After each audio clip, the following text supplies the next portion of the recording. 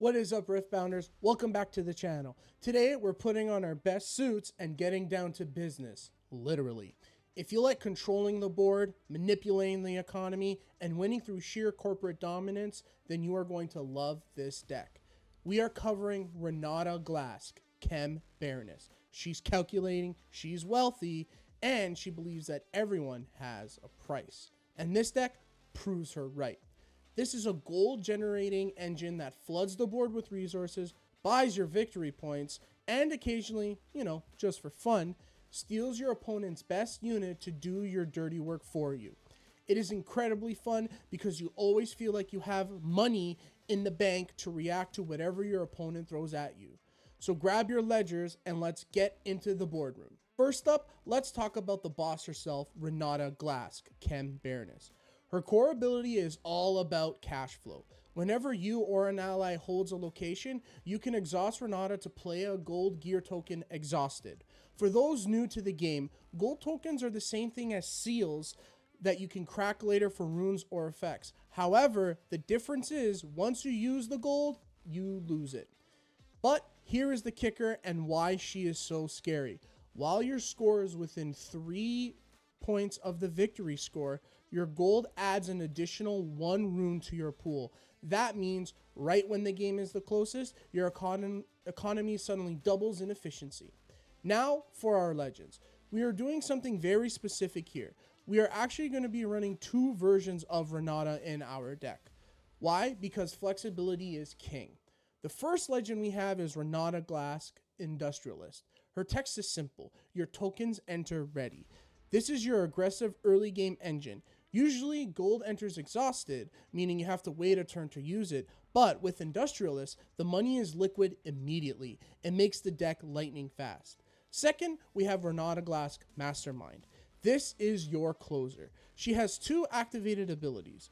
Pay 1 energy and 1 power to draw 1, or, and this is the big one, pay 4 energy and 4 power to just straight up score 1 point. However, pay close attention to the fine print or her subtext on the card. She can only use the ability while she's at a battlefield. Don't leave her sitting at home base. You need to march her out to the front lines to access those conditions. Since we're only running 1 in this deck, you should probably put her in your champion zone at the start of the match. And finally, we have this signature spell, Hostile Takeover. This card is rude and I love it. It's a hidden card, meaning you can hide it at a battlefield to use later. When you pop it, you take control of the enemy unit at the battlefield, ready it, and force combat. Then, at the end of the turn, you lose control and recall it to their base. You're basically hiring their best guy to beat your opponent up for them, then sending them home immediately after, or using him for fodder and killing it. Now, where is Renata setting up shop? We have 3 key battlefields. First is Power Nexus. This is arguably the most important one for our win condition. When you hold here, you can pay 4 power of any color to score 1 point. This deck generates a ton of resources, so having a direct mana sink to buy victory points is how we close out stalled and long games. Next, we have Sunken Temple. This offers card draw. When you conquer here with a mighty unit, that's a unit with 5 or more might, you pay 1 energy to draw a card. We have a few ways to buff our units to hit that mighty threshold, specifically with our gears, but we'll get to that later. Lastly, we have Treasure Hoarder.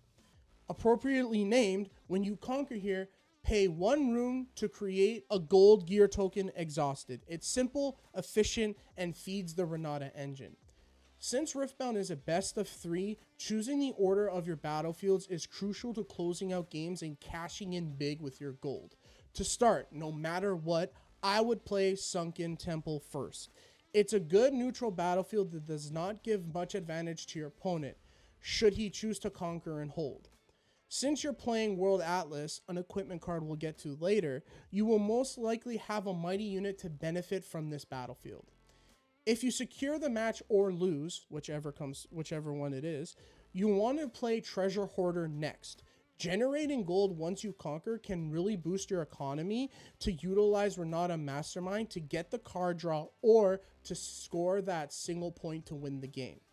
And finally, if it's all down to the wire and you go to game 3, you want to use Power Nexus.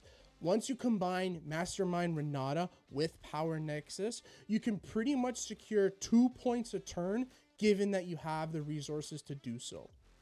Now, Renata doesn't work alone. She's got a payroll, and these champions are earning their keep. Let's examine the synergies that make them so dangerous. First up, we have Jayce, Man of Progress. Jayce is here to cheat the system. When you play him, you can kill a friendly gear to play a gear from your hand for free, ignoring its energy cost. However, you still need to pay the power cost. You're going to pair him with your gold gear tokens. Since this deck floods the board with gold, you sacrifice a penny to cheat out $1. Use a free gold token as fodder to cheat out a Chemtech cask or a World Atlas without spending your runes. This leaves all your energy open for reaction spells like Retreat or Smokescreen on the opponent's turn. Next, we have Fiora Worthy. She loves it when your units get buffed. When a unit becomes mighty, +5 might, you can pay 1 order power rune to ready it. This is where World Atlas shines. World Atlas grabs +2 might. If you have a unit with 3 might, equip the Atlas mid-turn. They instantly hit 5 might, triggering Fiora's ability to ready them. And finally, we have Soraka Wanderer. She is our safety net and key to holding battlefields. She must be assigned combat damage last. However, her real power lies in her second ability. If another unit at her location were to die, she heals, exhausts it, and recalls them instead. Soraka is the designated bodyguard for Renata Glasc Mastermind. Remember, Mastermind must be on a battlefield to use her score 1 point ability. If your opponent tries to snipe Renata, Soraka intervenes and sends Renata safely back to your base. You don't lose your win condition to the trash, she just retreats home ready to move out next turn. Let's look at the employees, the core unit package we're running. We are running a mix here, but notice the synergy between gold and the Death Knell ability. We have Plundering Poro, who creates a gold token just for conquering. And we have Daring Poro, that has Assault, giving him +1 might on the attack. They are your early game aggressive drops. Then we have Honest Broker.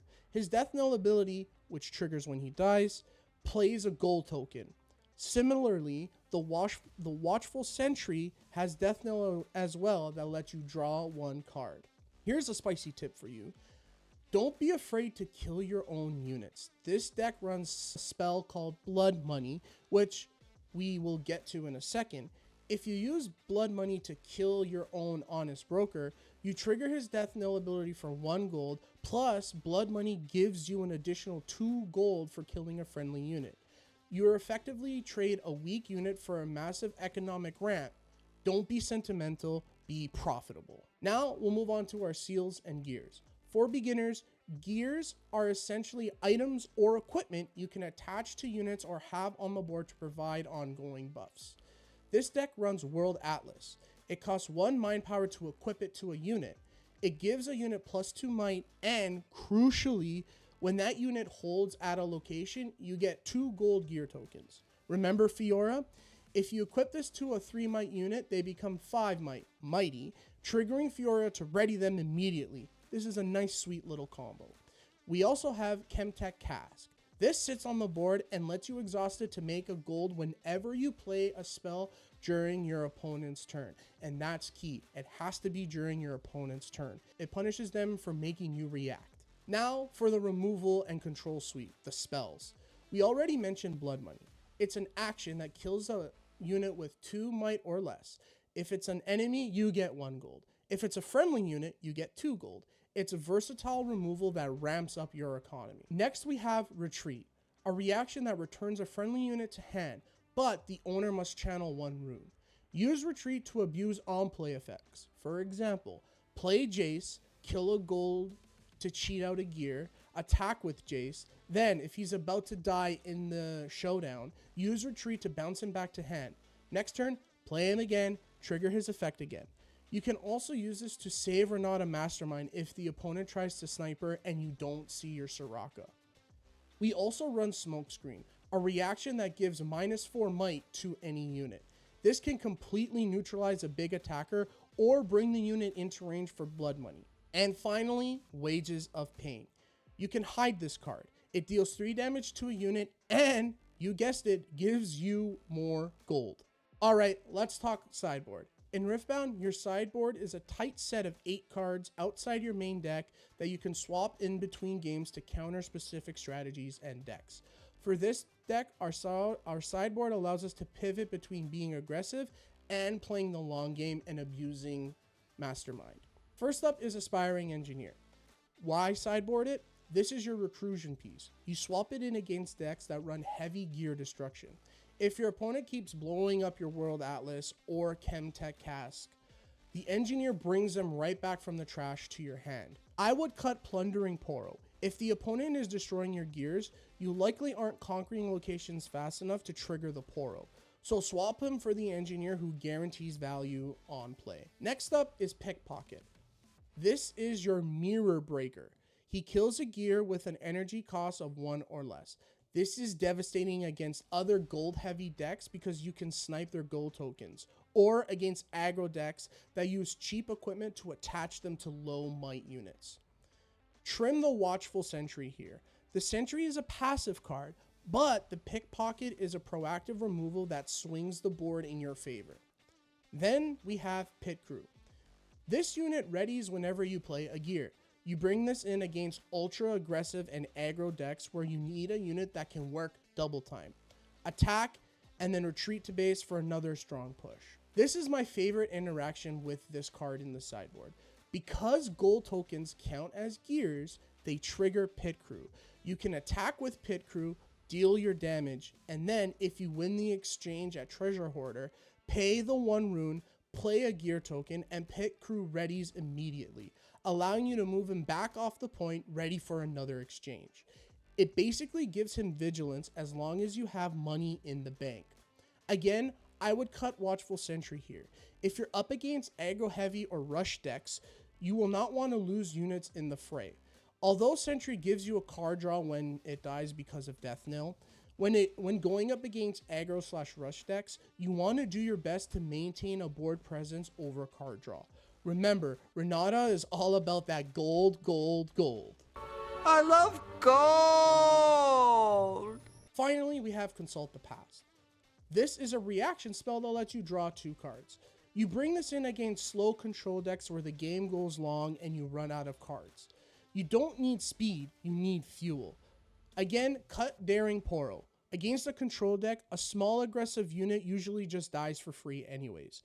Swap it out for card draw so you can dig for your win condition Renata Mastermind. Renata allows you to pivot. You can rush down with Industrialist and ready tokens, or you can stall and buy your victory points with Masterful and Power Nexus.